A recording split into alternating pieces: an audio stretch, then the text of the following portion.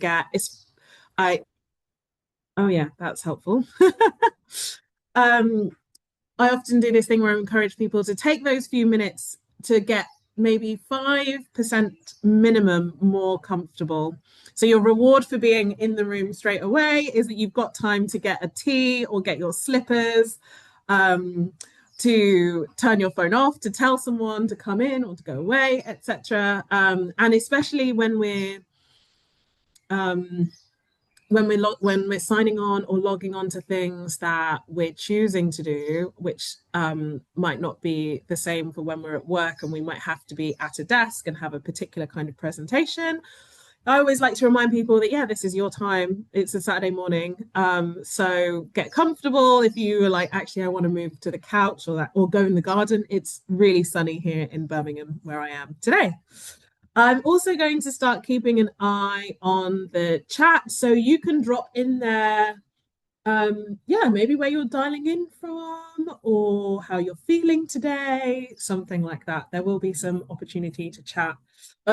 We will get into talking about some stuff later in a second, and I am going to get started. Am I on the right? So everybody can see my screen, I believe.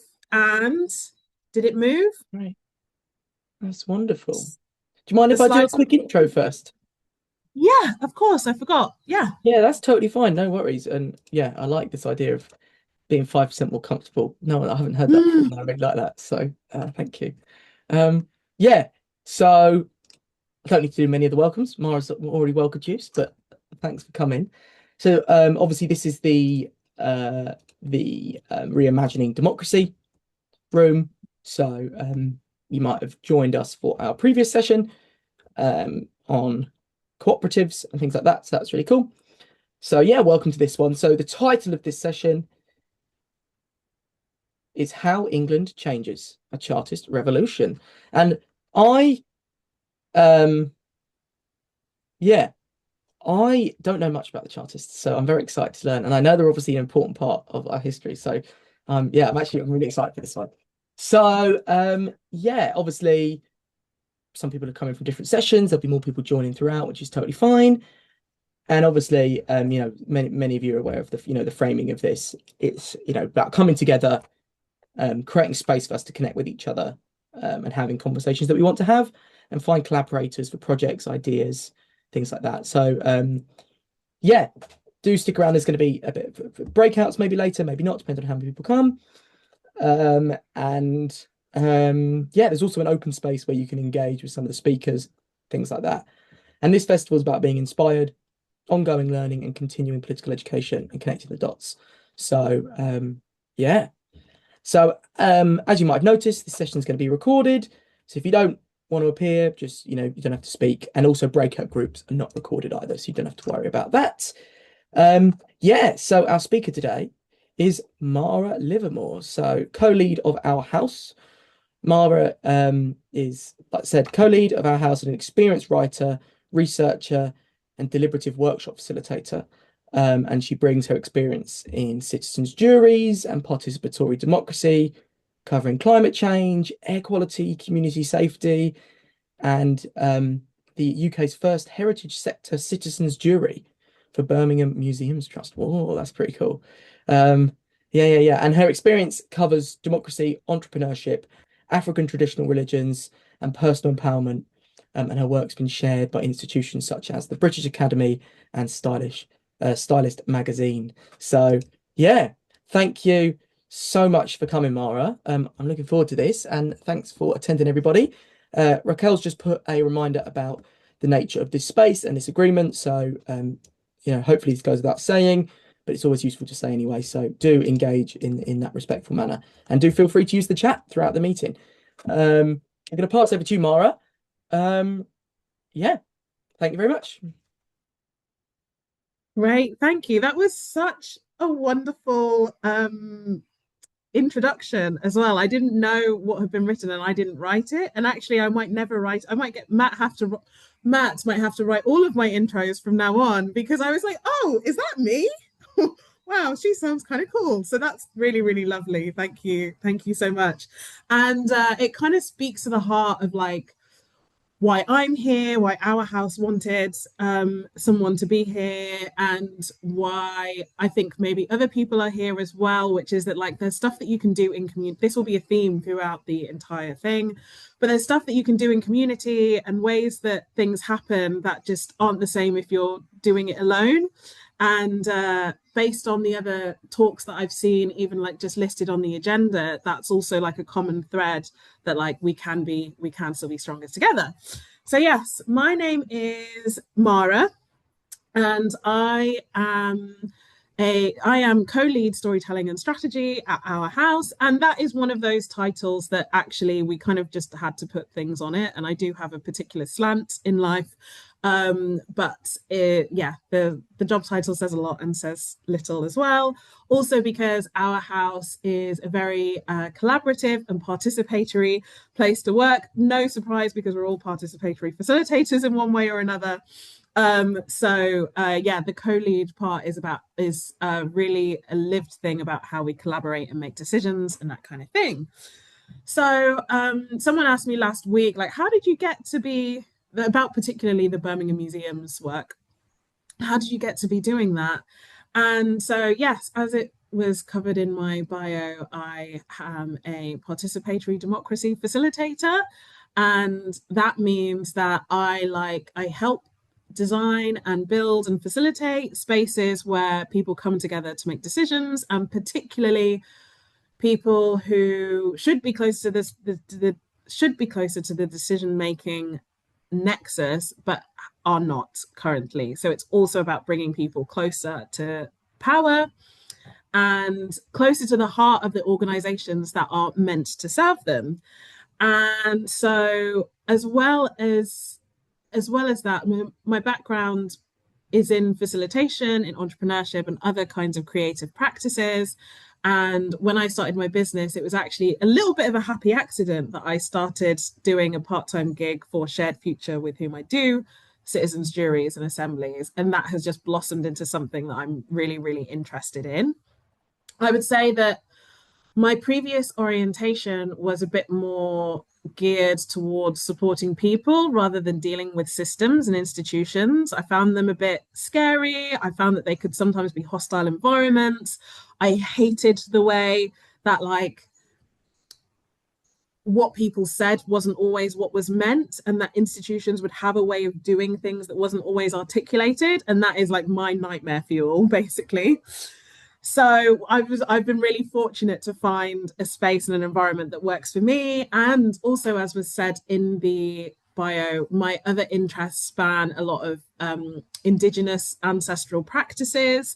And I'm curious in particular about, often we think that we approach making things better like building a new wheel. And there's often a lot in history, especially when we take global histories and collective histories, there's often a lot that what's happened already can offer, even if it's just, well, yeah, we don't want to repeat those mistakes. So that is a bit about me.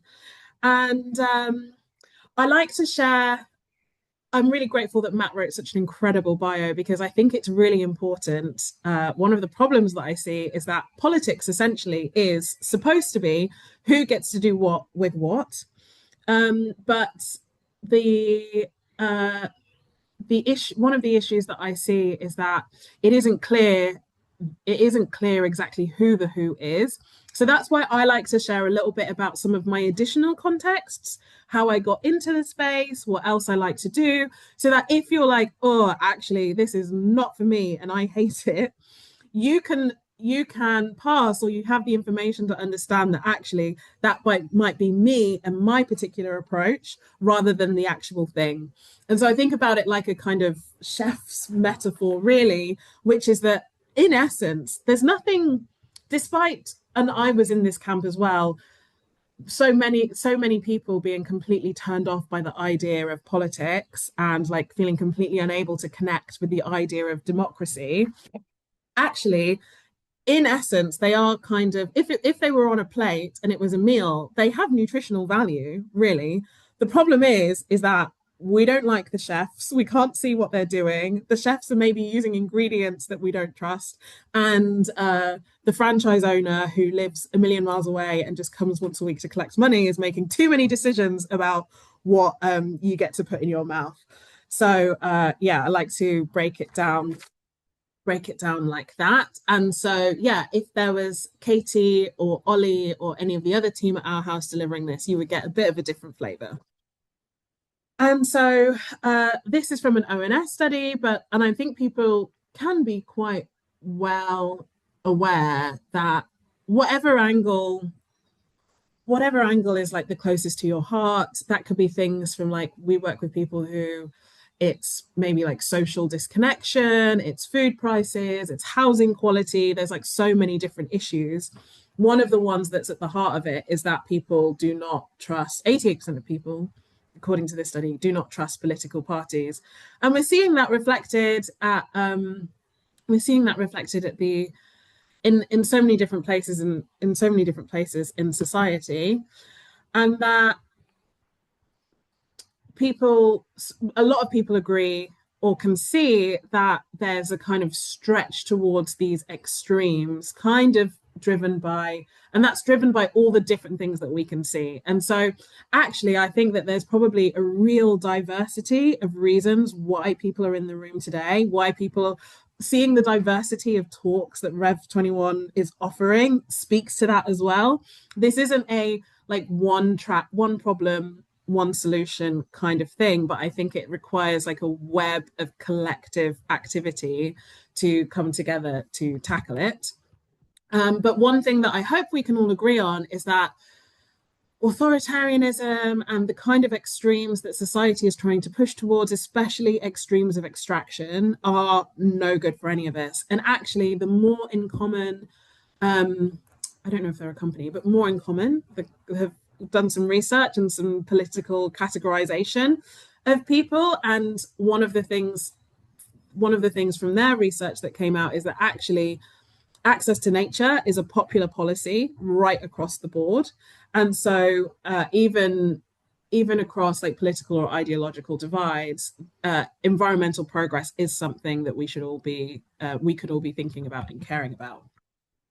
And that is something that drives us at Our House. So Our House is a movement for people-powered democracy working to shape a fairer country for all.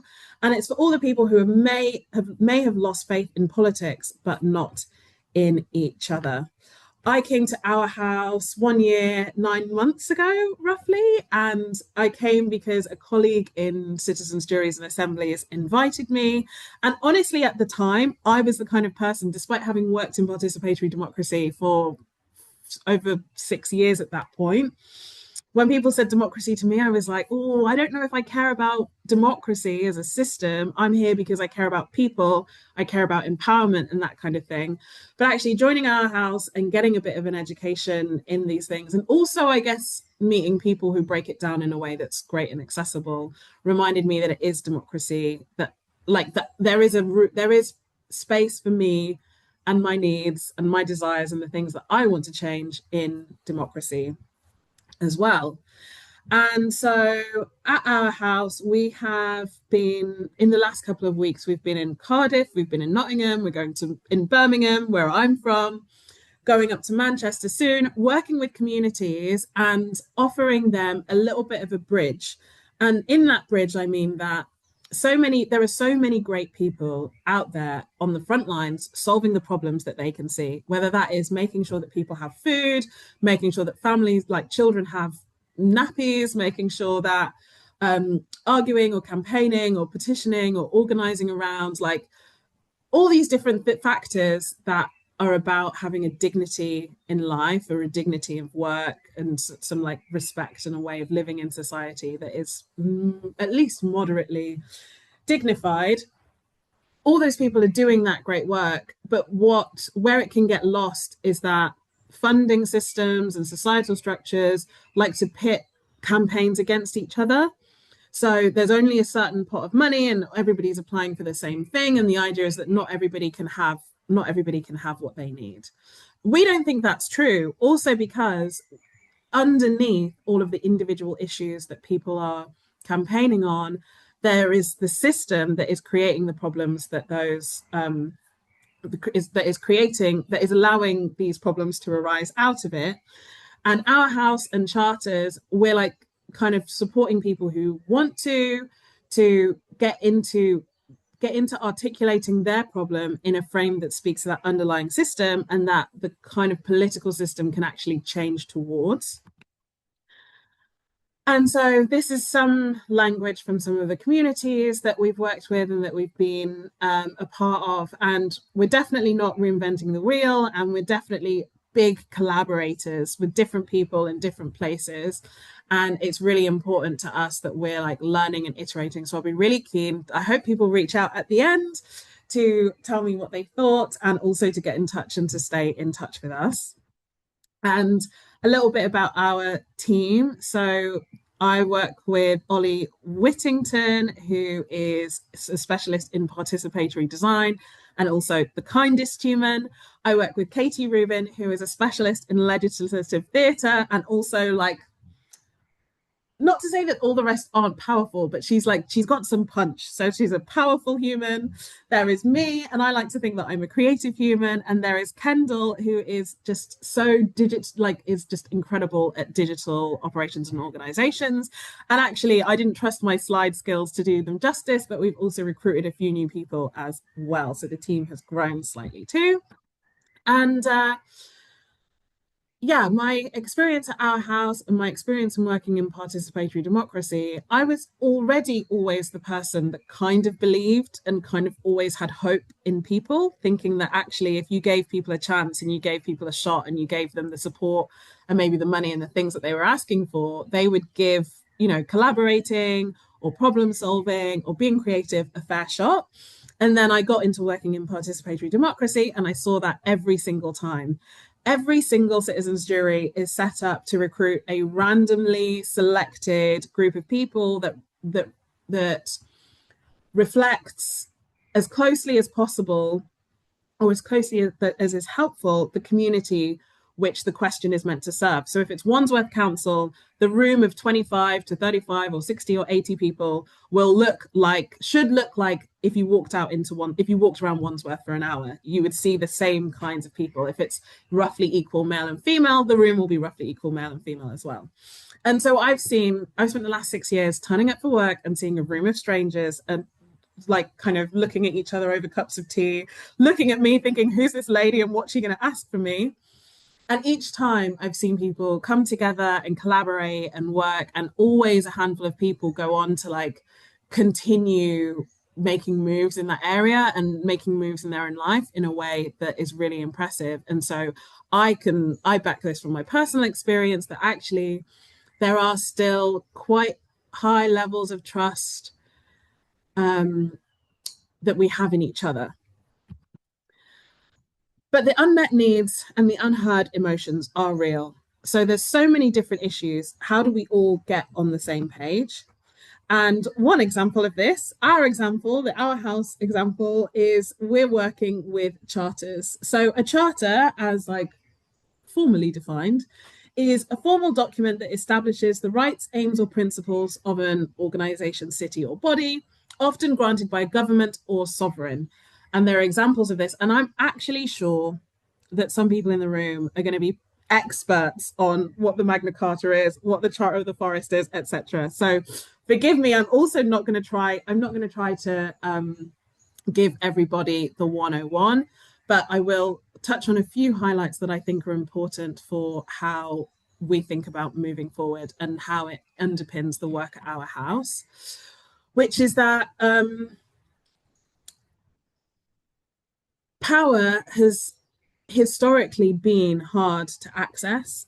And these examples of charters, the Magna Carta was a royal charter granting but it only really granted rights to other people quite close to the center of power. But by the time you get to the Charter of the 1800s, this is one really significant charter in the movement for workers' rights. So the conditions were terrible, might sound familiar, in that rents were rising, the costs of food was rising, the quality of air in places like London and Manchester were decreasing, and the way people understood like the kinds of work that people did, like skilled workers, like tailors, like bootmakers, for example, were their work, their labor was being devalued, basically. And so, but at the same time, those people, because they had like enough of the material resources, enough of an understanding of the world, and enough of the will, really, they came together, various people came together to build a movement that would change not just the air quality, not just their workers' rights, but the system. They understood that it wasn't that those issues that they were feeling were the symptoms, and what was wrong was the cause.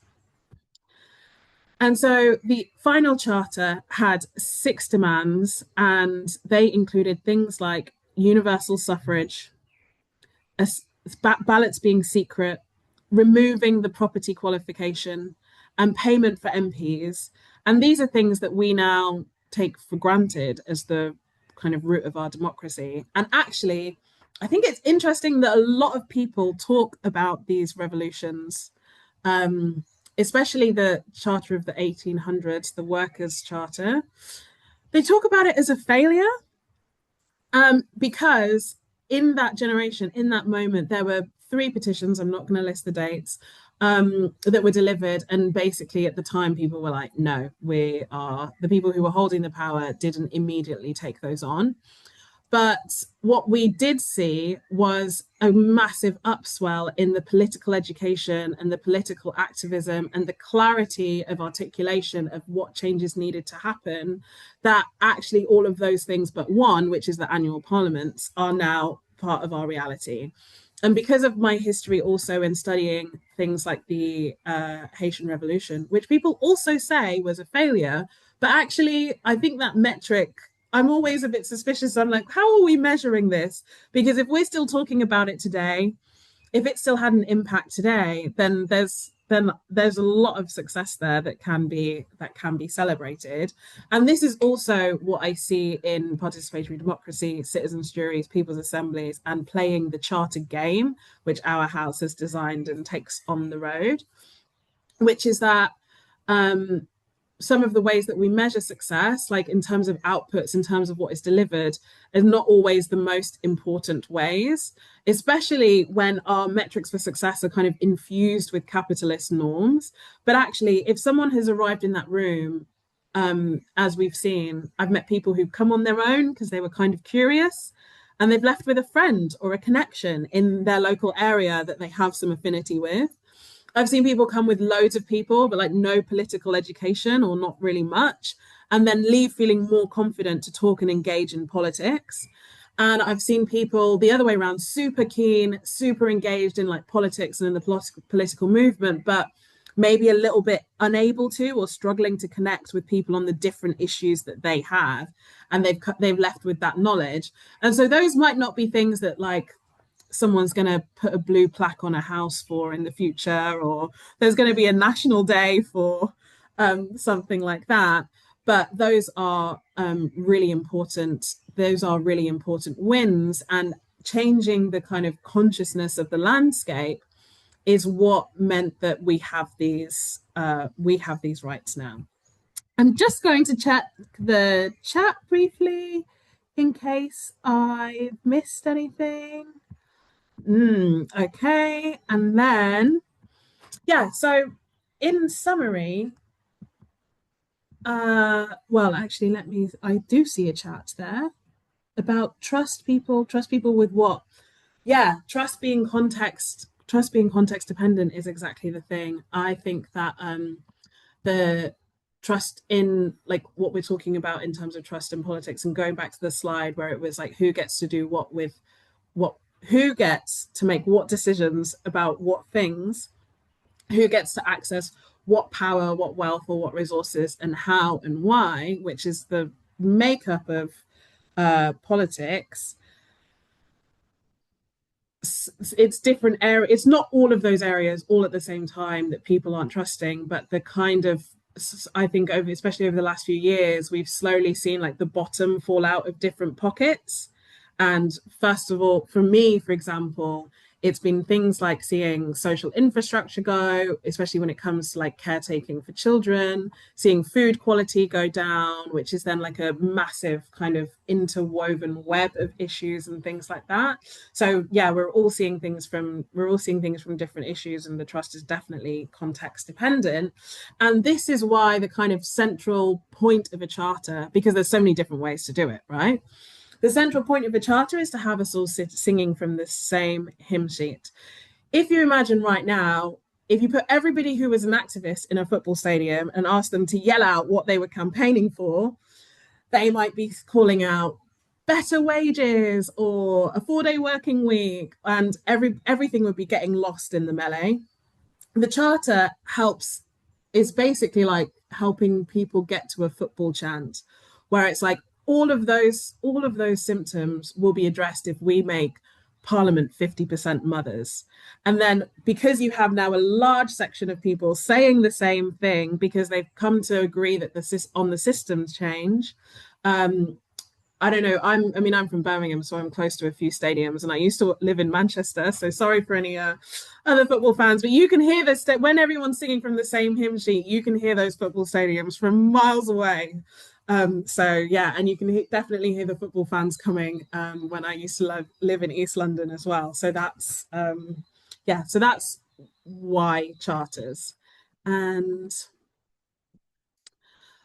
these are some example demands from charters that we've done up and down the country. And so I share this so tentatively. I nearly took this slide out because what I didn't want to do was kind of like the whole point is that we're definitely too early in the stage for us to be like really solidifying behind like one particular thing. There is so much more talking, so much more engaging, so much more coming together that we are working with people to do.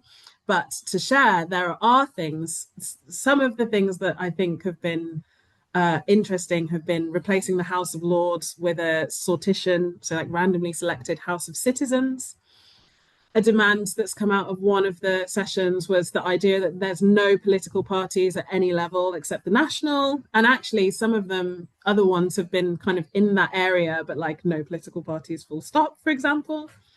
There have been I've seen lots of demands and care around like how we take care of children and youth and what political education they should have, what rights to vote they should have, etc.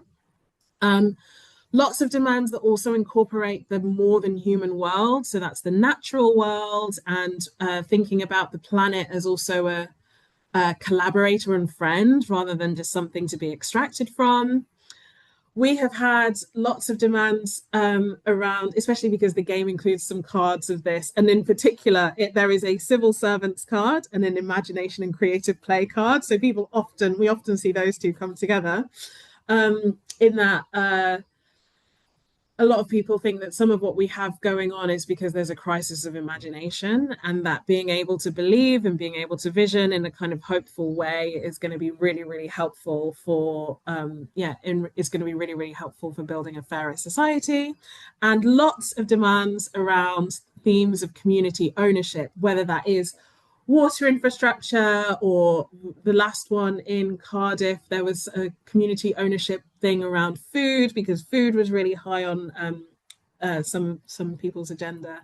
And so there's a real variety and a real diversity, and part of the reason why it works with our house, and I guess our team can approach it this way, is because in participatory democracy, the aim is not to get everybody to vote for red or blue, but to come to a consensus on like maybe why the decision is important or what factors are driving the decision, and then like be able to creatively collaborate on things coming out of that. So, that's the wrong way. So I'm going to check the time and drink a sip of water and check the chat, because it looks like I think soon we'll be able to go into breakout groups. And I would love to know if hopefully feel free to drop in the chat any questions that you have at this point, because I'll be happy to take a look and answer them. But I think what we're going to do now is go into groups and have a go at creating a demand. Now, some of you will be like, I need absolutely no support with this. I know what my demand would be. I'm 100% on, for example, the House of Citizens. That's why I'm in the room today. That's something that I know, like I know what political change I'm campaigning for. What we've been experimenting with at our house and what we've been seeing as we've been playing the game is that there's a real kind of inequity in how comfortable people are to getting to a demand that kind of feels like it's at systems level. And that's because, just like democracy, we don't all have access to systems level thinking in the same way that our families are often often not democratic. Our workplaces are often not democratic. And so when you ask people to imagine a democracy, sometimes they struggle. So when actually the backstage wizards put you into breakout groups, I'd love for you to have a chat about whether anything's landed for you, what's brought you into the room, and what your demand might be. And if you would like some prompts with a demand, this is how I like to think of it. The problems that we see can be, as one way of doing it, broken down into who causes it and in what power structure. So, for example, a problem might be that billionaires have too much access to parliament. So for the solution, you could think about kind of mad libbing and swapping either of them out or both of them out, or you would want to swap at least one of them out. So maybe you want to swap billionaires for mothers, but maybe you agree that the power structure should be the same, and actually you want 50% mothers in parliament. Maybe actually you also want to do a different power structure, like community gardens, and actually all decisions should be made outside in nature, etc. And so I'm going to take a look at the backstage wizards, Chris and Raquel, to see if we have some rooms set up. And I'm going to take a look at the chat to see if there are any questions about that activity. So you're going into a breakout room, you're going to chat to some strangers, hopefully, and you are going to share a bit about what's brought you into the room today and what your demand might be. And we'll do that for in fact, wizards, you can say, how big are the rooms? It will be with 3 to 4 people. 3 to 4 people. So let's say like 8 minutes, because then that's about 2 minutes each. So about 8, maybe there'll be 9 minutes. She's a facilitator, not a mathematician. If there are no questions, which I can't see any, I will see you on the other side in about 8 minutes.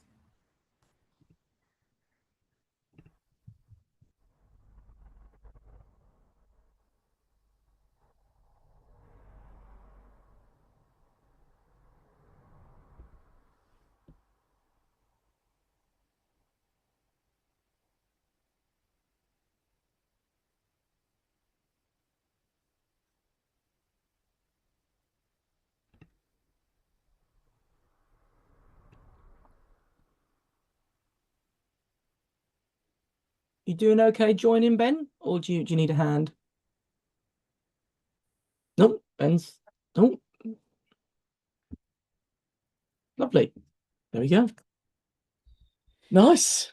Great. So I'll keep a check on time. Sure. I've realised I've got to go. I'm hosting the next meeting on this one, which is an anarchist constitution. So I'm doing that after. So that starts at 12. So obviously, Mara, you can if people have questions and you want to continue to chat about stuff, you're obviously welcome to continue, to have this room and keep this room. But I've probably got to whiz off at 10 to 12. I think I'm muted. I don't even remember when I hit the mute button. I'm so habitually muting myself in Zoom calls that I'm good Zoom practice. Good Zoom etiquette. Yeah, good Zoom etiquette. Yeah, no, I am typical facilitator, but I definitely tried to stick to the approximate timings that Matt gave me, which is about 45, 50 minutes. So I think we will be on track for Wonderful. that. And there's so much going on as well. I wouldn't want to keep people for a minute longer. But what I am going to do briefly is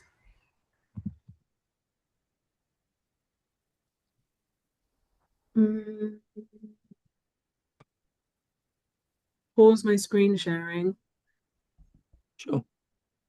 and get to the right slide for next. Um, Excellent. I was going to take a quick loo break. I'll be back briefly. sure.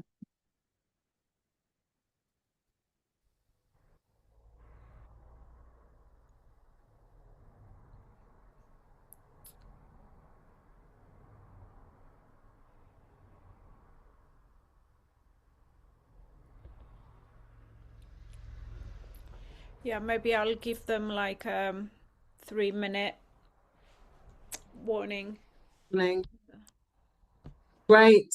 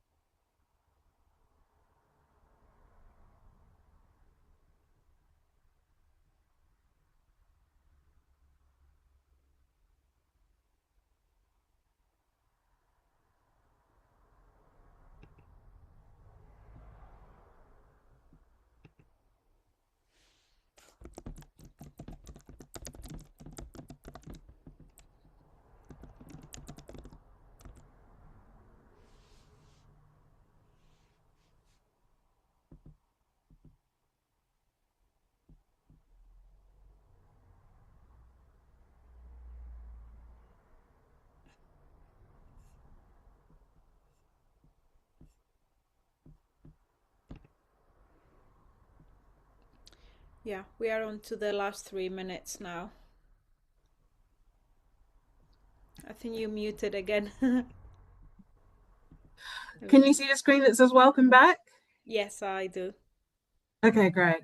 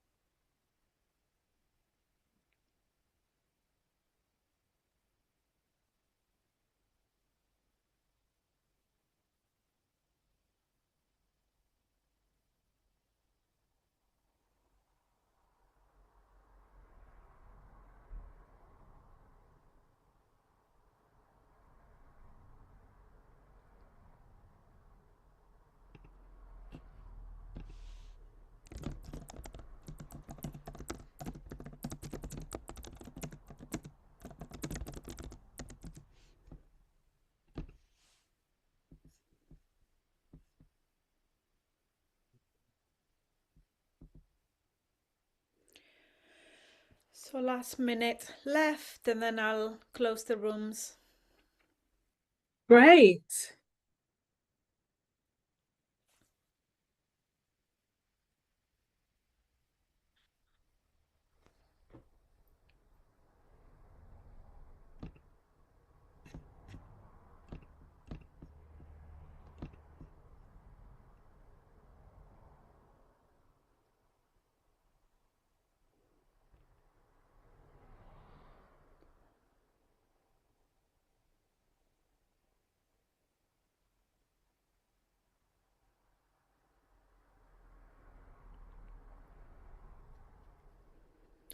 Okay, I'm closing the rooms now. Wonderful. And they've got a minute to come back. So, yeah. Back on track.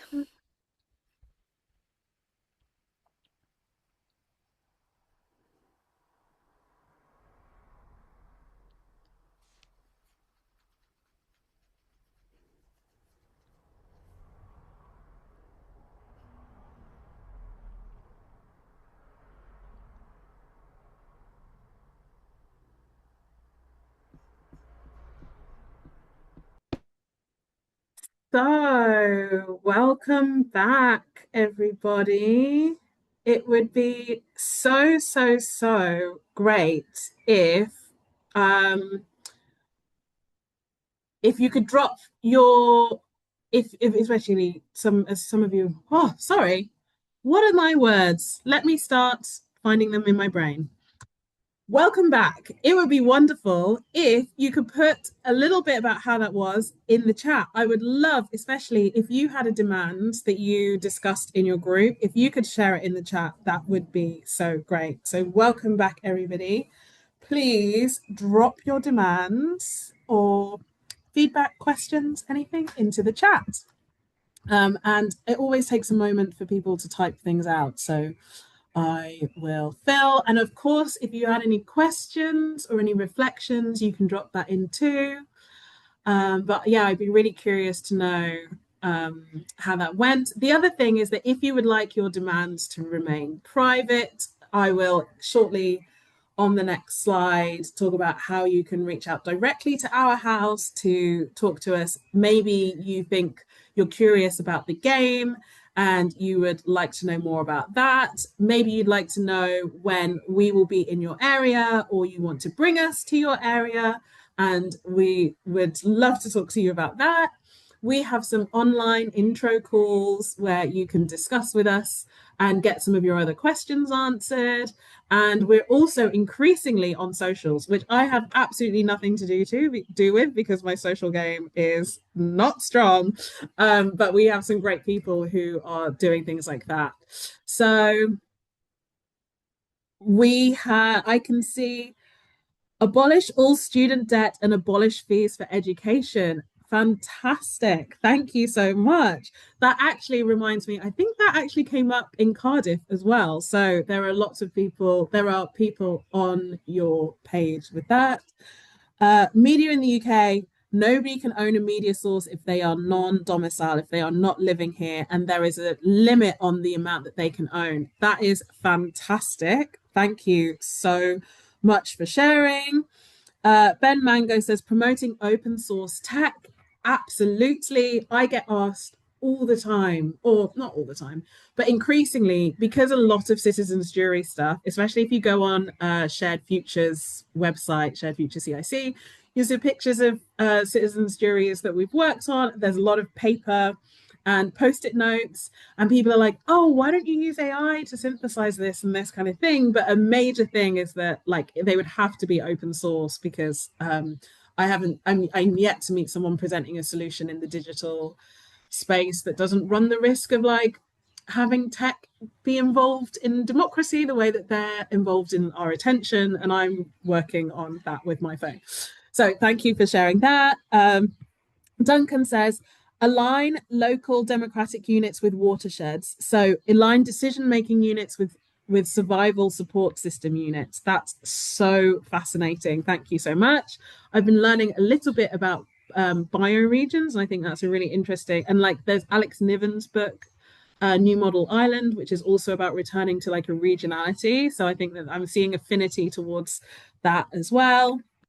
Anne is also saying that Anne has an alternative idea for education that pays for itself, which is great. Duncan's also saying 858 campaign. I'm not sure exactly what that means. So you can put some more information in the chat if you would like. And Jill says there would be a new House of the People outside of London, e.g. Leeds. Yes, decentralizing power. And there would be a weighting system in Parliament, e.g. old Etonian low weighting, single mother from working class, high weighting for selection. Amazing. Thank you so much. I'm going to like gesture at the tech wizards because I'm sure that the chat saves as well in the same way, hopefully. Or I think I can also do that, but I definitely want to make sure that I don't lose these. And whenever I watch recordings, I never see the chat, but that's fine. And thank you so much for sharing. I didn't see any other questions go in. 858 campaign is the Sortition Foundation's campaign for House of Citizens in the House of Lords. I see. Yes, I've seen things about the House of Citizens. I did not know it was called the 858 campaign. Don't tell Sortition Foundation because they'll think, Mara, she should know better than that. Letting the side down. Yes, waggy finger, Duncan. Waggy finger indeed. So, what next? I'm a big fan in my daily practice and life of tiny habits. And so I think all mountains are climbed in multiple single steps. All NFL games are yard by yard. Everything happens in millimeters at sometimes. And so if this has been interesting to you or not, you can have one charter chat. You can, and so that might be with someone who you think might find it interesting, or it might be with your mother, brother, friend, football mate, and just tell someone about coming to Revolution 21 and something that you've heard today. And it doesn't have to be from this chat either, as well. Just like I think it's so important that we keep the conversations going, and share in spaces other than like the people who self-select into these rooms. You can also head to ourhouseuk.org to join a charter intro call, or to sign up to our newsletter, or to get more information and to connect with us that way. And if you're like, oh my gosh, I know exactly what I want to do and how I want to build a charter, and my choir, community group, football club, political party, whatever, would love to build a charter, then you can email hello@ourhouseuk.org and maybe put like Rev21 or Mara in the subject line or something. Say, hey, I was at the event, I'd love to build a charter. How can we connect? And also, see, this is why I'm not in charge of the socials. We are on socials. It is Our House UK __. I will make sure that when I make a little thing with the charter demands on it, I will put the socials on. And if there's an after email, I will make sure that the people who are going to be sharing have our socials. And you will also be able to find the socials via the website. And if you talk to one of the other co-leads, you'll say, yes, you knew exactly what the social handles were. I'm going to have a look at the chat. I've got a head off, Mara, but do you mind if I put a few links in the chat and do a bit of a round off, and then you can keep the space for anything you want to talk about if anyone wants to chat to you about stuff? No, so actually that's perfect, because I was just going to say thank you and I'm done. So great. Okay, cool, wonderful. I wondered, will you be going to the open space after this? There's a bit of an open discussion space where people can chat to people. I did see that. Yeah, I can do that. I can pop in there for a bit. I'd love to. Cool, amazing. Cool. Well, so we'll head over there next. Yes, please. That would be amazing. Well, can we please give Mara a big round of applause? It's not quite so effective when you can't hear the applause, is it? Still, yeah, hopefully the meaning comes across. So yes, thank you so much, Mara. This is really, really interesting. And I'm really glad I was able to host this one. And yeah, thanks for all the messages in the chat and the thoughts, and for taking part in creating your own charter. So yes, there's a few links here. So there's the upcoming events, so you can check out any more meetings at this festival. There is any more resources from here, and also there's the donations. So the donations will go straight to our speakers and their organisations. So do check out the donations page to support the organisations that are giving these wonderful talks today. So yes, Mara will be in the open space, so do check that out as well. And you can chat to her, have any convos, connect. and ask any questions. Yeah, well, thank you so much again. I really, really appreciate you giving this talk, and I'm sure I'll see Yeah. more of you in the next meetings. Yeah, thank you so much. And thank you to everybody for coming. It is no light thing to Saturday morning. There's so many other things that you could do all the time. So I really appreciate the energy of each and every one of you that has come to connect with me. And I'm hoping that I will see some of you again soon. All right. Thank you. Bye.